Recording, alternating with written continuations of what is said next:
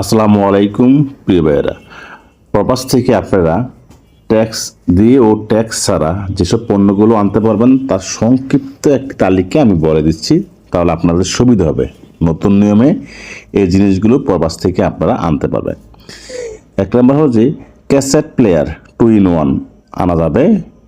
ডিক্সম্যান, Walkman এগুলো এখন কে আনা না, এগুলো দেওয়া মানে প্রবাসী তাদের ফাইজলামি করা। বহনযোগ্য অডিও সিডি প্লেয়ার এগুলো কেউ আনে না, এগুলো ফ্রি আনা যাবে আর কি।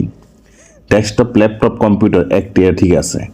কম্পিউটার স্ক্যানার একটা আনা যাবো, কম্পিউটার প্রিন্টার একটা আনা যাবো, ফ্যাক্স মেশিন একটা আনা যাবে, এটাও ফাওয়া দিছে। ভিডিও ক্যামেরা আনা যাবে একটা, স্টিল ক্যামেরা, ডিজিটাল ক্যামেরা আনা যাবে একটা। সাধারণত